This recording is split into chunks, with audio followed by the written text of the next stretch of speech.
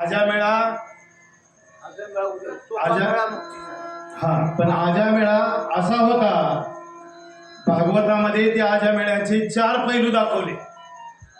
एक पैलू म्हणजे आजामेळा हा चोरी करायचा, दुसरा म्हणजे लूट करायचा, तिसरं म्हणजे खोटं बोलायचा आणि चौथं म्हणजे जुगार खेळायचा.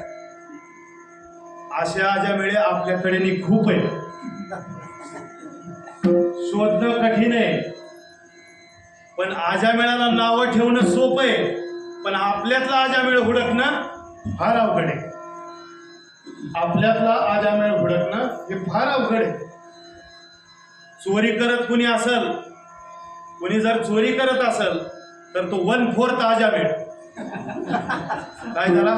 1/4 आजामेळ. कुणी जर लूट करत असल तर तो 3/4 आजामेळ. नाही, कुणी जर लूट करत असल तो 1/2 आजामेळ. कुणी जर खोटं बोलत असल तर 3/4 आजामेळ. आणि कुणी जर जुगार खेळत असल तर तो फुल आजामेळ. असे आजामेळ आपल्याकडे कितीतरी. आजामेळाला नावं ठेवणं किंवा वाल्याला नावं ठेवणं हे सोपं आहे, परंतु आपल्यातील बाजूला काढणं हे फार अवघड आहे. पुण्य करायला सोपं आहे, पण पाप बाजूला ठेवणं अवघड आहे. दिंडी आली म्हणून दिंडीला जेवण घातलं म्हणून पापात कन्सेशन मिळेल असं समजू नका, अजिबात समजू नका. पुण्य हे पुण्यानेच प्राप्त करावं. पुण्यात्मके पुण्य, पापात्मके पापे नरका जाईले, पापात्मके पुण्य स्वर्गा जाईले, माते जेने पाविजे ते शुद्ध पुण्य. ते जर प्राप्त करायचं असेल तर ह्या चरणाजवळच जावं. हे प्राप्त करायचं असेल, हे सुख जर घ्यायचं असेल, आणि हस्तानी सुखरूप आहे. हो, सुखरूप ऐसा तुझा कोणाचा,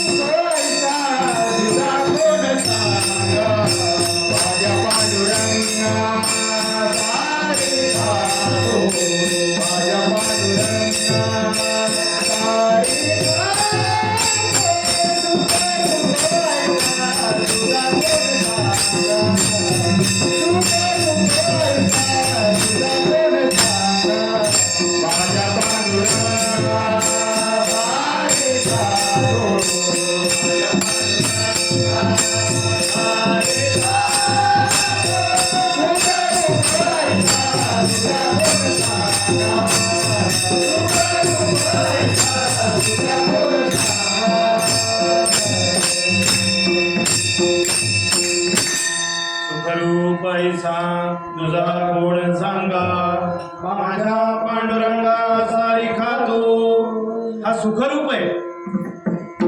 त्याचं सुख पाहता क्षणी आपल्याला लोभवत. आपण त्या मूर्तीकडे पाहिलं तरी आपल्याला सुख प्राप्त होत. म्हणून काय येऊने आम्हा.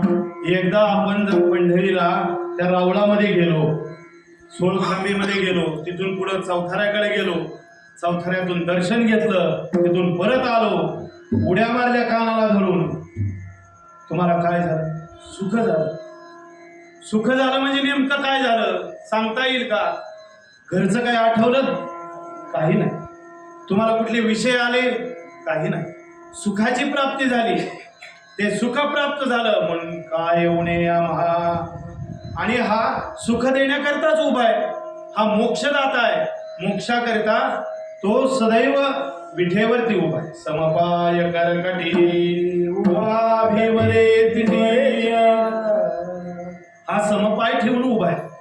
समपाय हे ब्रह्माचं लक्षण आहे. दोन्ही पाय सम असणं हे ब्रह्माचं लक्षण आहे. टाचेला टाच लागणं, अंगठ्याला अंगठे जोडून उभारणं हे ब्रह्माचं लक्षण आहे. आणि असं असणारं समपाय हे ब्रह्माचं लक्षण असणारा हा सदैव मोक्ष देणारा. आणि मोक्षाकरिता कोण तिथं जातं, कोण ते प्राप्त करतं, ज्यांनी हे प्राप्त केलं किंवा ते जिथं गेले त्यांनी ती प्राप्तता केली. पुढं जे गेले त्यांनाही सांगितलं, पाठीमागून जे आले त्यांना देखील सांगितलं. तरले तरती हा भरवसा नामधारकाचा ठसा. भरवसा कशाचा आहे हो? भरवसा आहे तो अनुभवाचा आहे. ज्यांनी अनुभव घेतला त्यांनी भरवसा दिला, आणि ज्यांना भरवसा नाही त्यांना काय? ज्यांना भरवसा नाही त्यांनी नामधारकाकडे बोट दाखवलं की ह्यांनी नावाने जे प्राप्त करून घेतलं त्याप्रमाणे तुम्ही करा. असा भरवसा दिला. मग असा भरवसा मिळाल्यानंतर सुखाची प्राप्ती झाल्यावर काय राहिलं? तिथं काही मागणं आहे का? काही मागणं नाही. एक घर असं होतं, कमालीचं दारिद्र्य त्या घरी, खायला काही नाही, बळच अगदी कुठून तरी काय मागून आणलं, काय मिळालं तर पोटाला मिळायचं, नाहीतर काही मिळत नसायचं. एक दिवशी असंच घरात फक्त चिमूटभरच पीठ, दोघ जण नवरा बायको, एक मुलगी ती लग्नाला आलेली आणि मुलगा एक, एवढं 4च जणांचं कुटुंब, चिमूटभर पीठ असणार. आता कसं पोट भागवायचं? गरम पाणी केलं, त्यात पीठ टाकलं, तिखट मीठ टाकलं आणि ते चौघांनी खाल्लं. चौघांनी जेवढं पोट भरतायत ते तेवढ्यातच बरं. तेवढ्यात एक धनिक मनुष्य तिथून चाललेला होता. त्याने हे पाहिलं, एवढं त्यांचं दारिद्र्य, त्यांना एका वेळेस तेवढ्या पिठात एवढं 4 जणांनी भागवलं. त्याला खूप हे वाटलं, परंतु त्याचं लक्ष त्या मुलीकडे गेलं. म्हणला एवढी रूपवान मुलगी आहे, सुंदर आहे, पण ह्यांच्या दारिद्र्याबद्दल त्याला काही मात्र वाटलं नाही, तीळ मात्र देखील त्याला काही वाटलं. तो म्हणला, चला आता, म्हणला तुमचं दारिद्र्य संपलं, तुम्ही आता माझ्याकडे चला, निवांत राहायचं. म्हणजे काय काम करावं लागेल?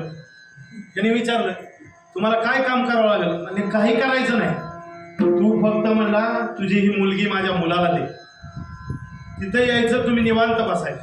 म्हणजे अहो असं कसं? आम्हाला एक वेळेचं खायचं म्हणलं तरी पंचायत आहे, आणि तुम्हाला काय द्यावं? मुलगी द्यायची सोपं आहे? ते म्हणला काही नाही, फक्त मुलगी नारळ, बस एवढंच. आता तेच बोलावं लागतं, दुसरं काही नाही, तेवढंच द्या, पण द्या, तेवढंच द्या म्हणला, मुलगी नारळ, बाकी काही नको मला, पण तुम्हीच आम्ही. ते म्हणले, लग्न करताय, तुमची संमती असेल, तुम्हाला असेल तर काही हरकत नाही, पण आम्ही आमच्या ठिकाणी, लग्न झालं आम्ही आपल्या इकडं राहील, तुमची मर्जी. म्हणला काही हरकत नाही. झालं, त्या मुलीचं लग्न झालं, ती सासरी गेली.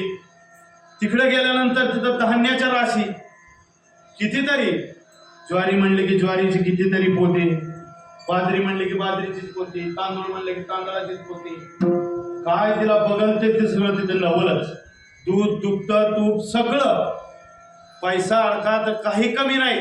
इतकं झालं की तृप्तता, समाधानाची एकदम शेवटची पाहिली. आणि मग सगळं पाहिलं आणि परत माहेरी म्हणून तिथं घरी आली. घर तर काय साधं आपलं छप्पर बारका, त्याच्यातनं सगळं वरचे सगळं दिसायचं, सगळं आकाश असं आपलं. आणि मग घरी आल्यानंतर सांगितलं, आई मला काही कमी नाही, सर्व काही आहे. सगळा वृत्तांत सांगितला. आईलाही खूप समाधान वाटलं.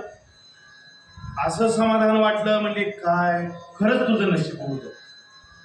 सगळं समाधानाची प्राप्ती असल्यावर तिथं काय मागणं राहील? मागणं काय राहील का? काही मागणार होणार, कारण जे पाहिजे होतं ते